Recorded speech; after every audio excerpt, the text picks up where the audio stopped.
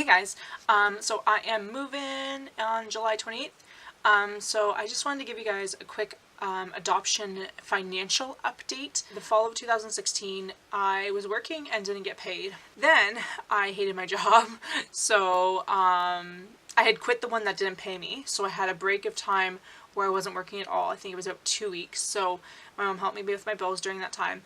And then I hated where I was working. I was working at a call center, so I decided to go back to teaching.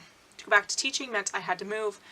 To move, I had to come up with money for first and last month's rent and gas and hotel and stuff to get me where I was going. So anyway, I borrowed money from my brother. Mid to end March, I finally had both of them paid off. So then March, April, May, and June, I was able to save up about $7,000 for my move to Alberta. Now you're probably thinking, wow, this shouldn't cost $7,000 to move to Alberta. It doesn't. It doesn't. The thing is, I have no income July or August, and my first pay is at the end of September. So for summer, I have July's bills, August bills, September's bills, because I get paid, like I said, at the end of August, or end of September, I mean. I don't have rent for July, but I did have the security deposit, which is equal to 1 month's rent. I have rent for August, rent for September. I have gas to go to move, which will be about $400. And then we have 3 nights in hotels, which added up to about $300, a little less than $300 because I got some deals. I also need some furniture, like I'm getting a mattress, a desk, and what was the other thing? Oh, like a small dining table. And chairs. So I do have some stuff that I have to get still. I do have, like I said, August bills, September bills, and whatnot. So I am borrowing from my brother. So unfortunately, that sets things a bit behind in terms of like the adoption money. I obviously have the money in a separate account for the stuff that's been fundraised. So I have an agency meeting in August. So that's only $75. So the money I'm just going to pay out of my own bank account. So I'm not going to touch the adoption savings account because there's no need to.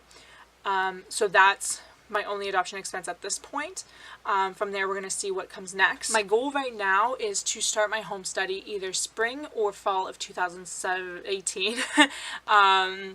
That's my goal. To pay him back, I got to get a little bit of furniture, which right now I think my list is maybe $1,200. Once all that's done, I can save at a rate of at least $1,000 a month, hopefully closer to $1,500, depending on what bills I can cut, how cheap I can eat, stuff like that. And in November, I would have them paid off. End of December, I would be paying for furniture, and a little bit in January for furniture. But then after that, I'm good. So I'll be able to start my classes no later than February, if I have to do registration first. If I don't have to do registration first, then I'm gonna start them like probably October, November. I'll probably see from there where I'm at and how fast I can save. If I want to wait till the fall just to give myself that extra little cushion, because once my home study is approved, everything is due. It's like almost $9,000 and then $18,000. Yeah. So postponing starting my home study a little bit won't really delay a whole lot, because if I don't have the money, it delays things anyway. So anyway, that's kind of the financial update. Once I have things going, especially once my brother's paid off, I'll probably put do a monthly adoption fund report where it's like, oh, I have this amount of money, this much to go to the next goal kind of thing. But until I know exactly how much I'm going to have to pay my brother back, I won't know. So anyway, I just wanted to keep you guys in the loop, let you know what was happening, let you know why this past year I financially haven't saved anything in terms of the adoption. A lot of people would be like, this is so stupid, you worked a whole year to move. Yes, but one, teaching this year instead of working at a call center or whatever, gets my salary to be $5,000 more a year, like every year I teach. So yeah. And on top of that, it got me back in the classroom. It got me more experience, and I can't really explain how amazing this opportunity is for me where I'm moving to, because me and Emmy are set for life. in terms of finances, in terms of support for her, in terms of life, like in general, like retirement, like total life permanency. So the sacrifice of this last year of waiting for, like, not being 1 year without saving, plus being 1 year without doing anything towards the adoption, totally worth it in the long run.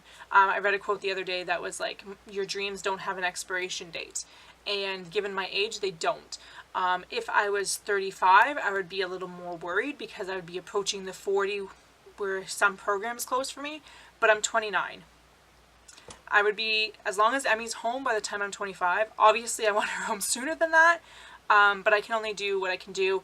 Now that I'm in a position where things are going to be awesome, I'll be able to save so much faster, and I'm hoping to maybe babysit or pick up some hours doing something to make more money, plus I can cut my expenses, so things should be moving along really well once I move and once I pay Jason back. But anyway, that's it for today, guys. Don't forget to subscribe to follow me along on this journey. Thanks for watching, and I shall see you guys later. Bye, guys.